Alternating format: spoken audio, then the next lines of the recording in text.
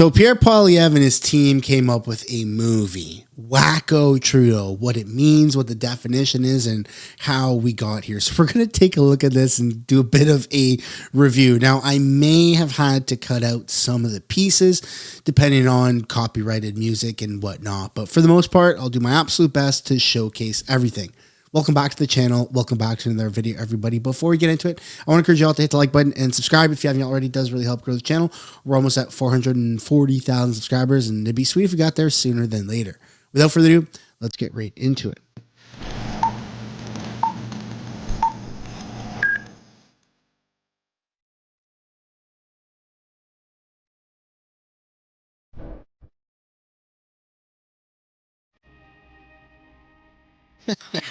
For the motion. Mr. Trudeau, for.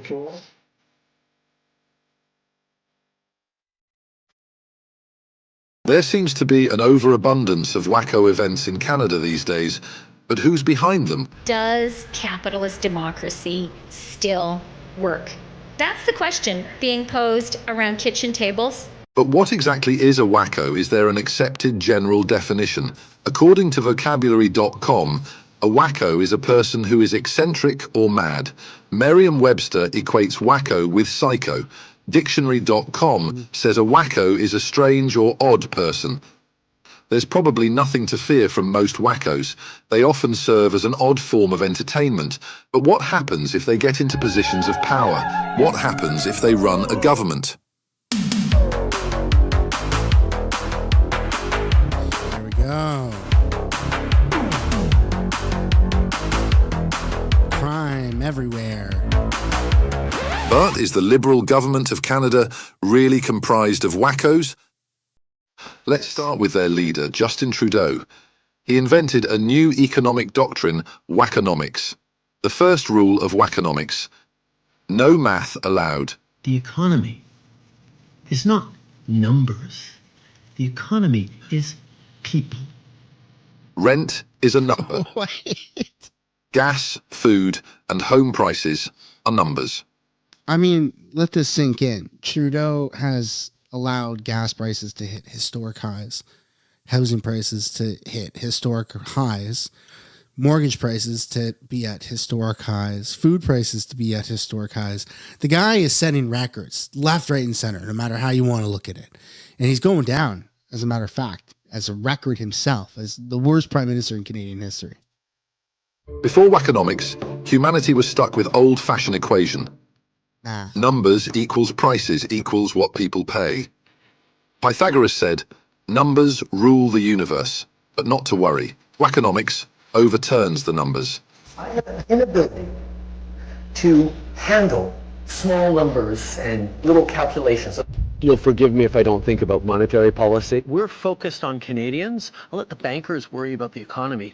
But if you use your credit card to go back to school, or if you use your credit card, you go into debt to build an expansion on your house, that is how you grow a strong economy. And if you don't like the high taxes and inflation, you just need to get with the vibes. A lot of economists have been talking about the vibe session.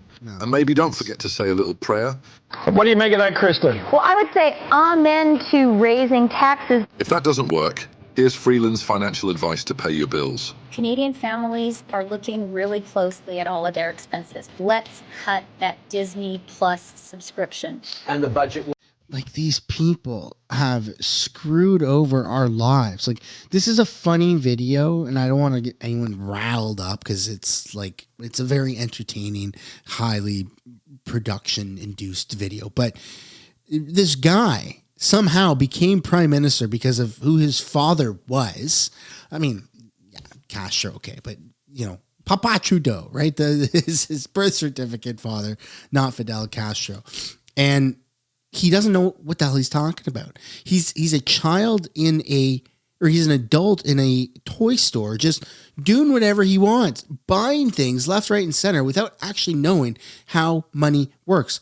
I'm not a professional. I'm not going to sit here and pretend like I know how money works.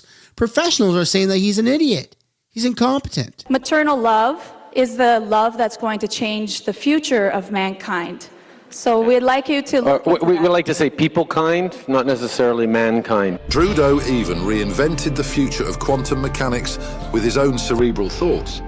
We have to rethink elements as basic as space and time. In this wacko world, attempting to ban things has become second nature. Here are a few things wackos want to ban: gas-powered cars, plastic straws, and hunting rifles. There are some guns, yes, that we're going to have to take away from people who were using them to hunt. The good news is, wackos like Trudeau have no problem legalizing. The whole gun thing is so ridiculous.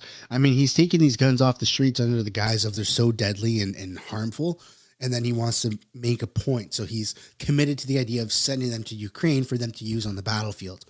Ukraine has said, we don't want your guns. They're not effective. So how dangerous are these guns? They're not. They're not dangerous at all. In fact, they're not even being used for war the way that the Liberals are claiming they are made for. So he's just pissing all over everybody and telling everyone it's raining. Hard drugs. They will even make the taxpayer buy opioids for you. We've also ensured a better supply of artificial opiates. But remember, people, if you're going to snort hard drugs, do it in a sustainable way without a plastic straw. So how do these wackos look at the rest of the world? What do they really admire? There's a level of admiration I actually have for China, because their basic dictatorship. In exchange for his admiration, because the government can do whatever it wants to its citizens, and it has suppressed its citizens from ever saying anything about it. So that's what he admires, is he wants total power without any accountability for any of the failures and any criticism. He's a freaking dictator in plain sight. Beijing's dictatorship gave Trudeau an endearing nickname. We're quite proud the Prime Minister has been given a fond nickname in China. He is called Trudeau, which I believe means potato, and I can't say the Chinese word, it's Xian Trudeau, little potato, because his father, Pierre Elliott Trudeau, was senior potato. Back at home, it takes a team. What the fuck is wrong with these people? I've never heard that. Little potato, Trudeau, little potato. He likes that nickname. To make a wacko world, Trudeau's closest ally, Chrystia Freeland, knows the struggle of commoners who drive to work every day. A fact that still shocks my dad is I don't actually own a car, because I live in downtown Toronto. I'm 300 meters from the nearest subway. I walk, I take the subway. While driving around in rural Alberta last week, Chrystia Freeland was pulled over for speeding.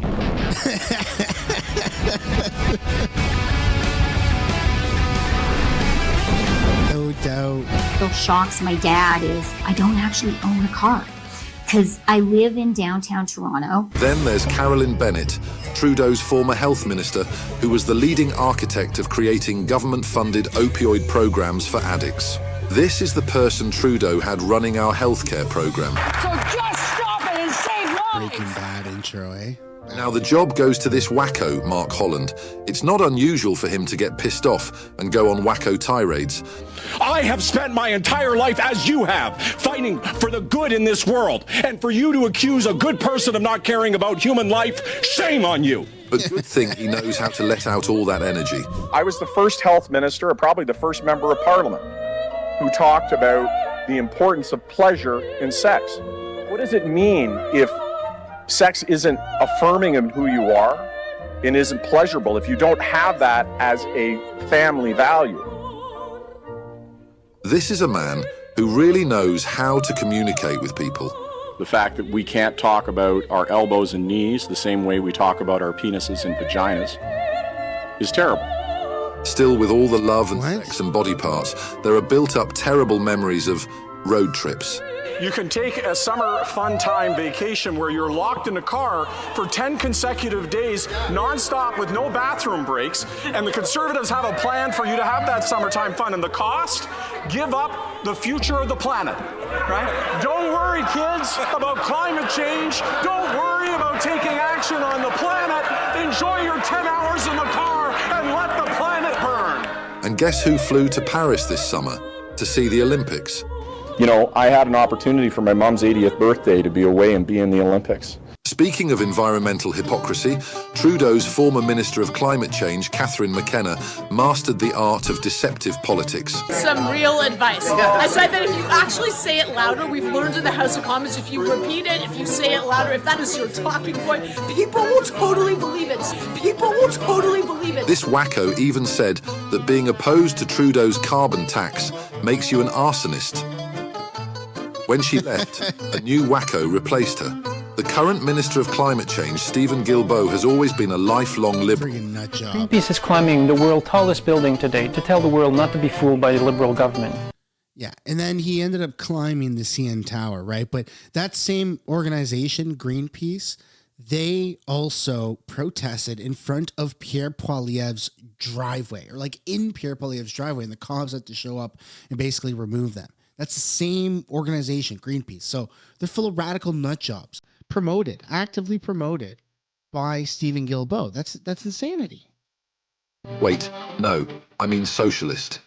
I'm a liberal and a proud socialist, Mr. Speaker. Stephen Guilbeault spent part of his adult life as a radical environmental activist known for engaging in high-profile stunts that led to multiple arrests.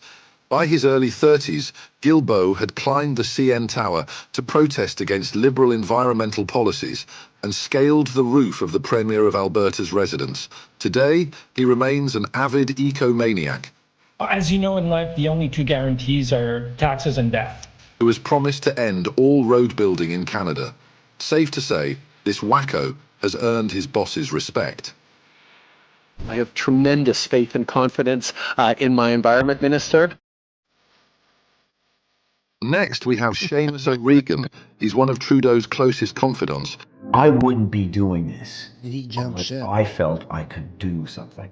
When Canadians were worried about paying higher taxes for home heating during winter, he had this to say. I am sick and tired of people talking about the cold winter and what we're doing. Trudeau Liberals are also sick and tired of free speech. Trudeau's Justice Minister, Arif Virani, introduced censorship, Bill C-63. If it becomes law, they will arrest you for future crimes. You're thoughtful. Even famous Liberal author Margaret Atwood called Trudeau's censorship laws creeping totalitarianism. Arresting someone for saying the wrong thing, that is wacko. Arresting them for something they have not yet even said, that is wacko on steroids. Have dinner plans. With food prices up 37% faster in Canada than in the US, and the quadrupling carbon tax set to raise them higher, wackos have ordered up a meal for you. Crickets. Trudeau gave $9 million of your tax dollars to a company that is building the world's largest edible cricket factory. The company is now firing workers and losing your money. As to where your tax dollars went, well, crickets.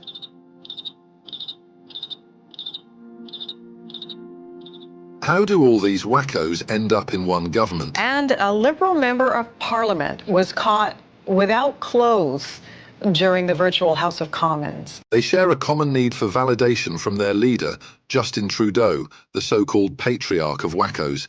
It's a classic case of birds of a feather flock together. As an adult, Trudeau dressed in blackface so many times he lost count. He doesn't even know how many. how many.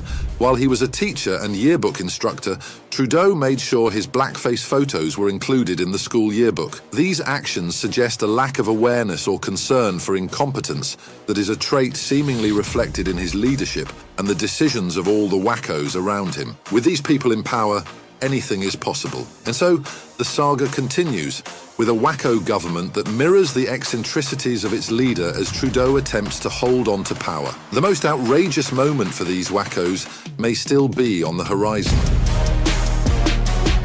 There you go. A Whackflix original documentary. Holy smokes. And you know what? This is just the beginning. That was like super well done by Pierre and his team. But we're heading into an election year. It's happening. Well, the election year starts, I guess, in a matter of hours, depending on what time zone you're in. 2025, there is 100% an election happening. Is it going to happen at the end? Not a lot of people think so. Most people think we're going to have an election in the next 3 months.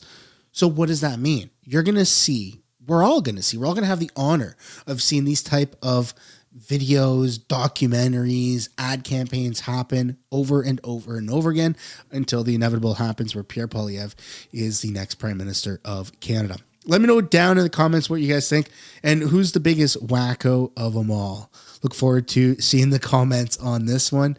That's the end of the video, folks. If you enjoyed it, drop a like, subscribe, and I'll see you guys in the new year. Bye for now.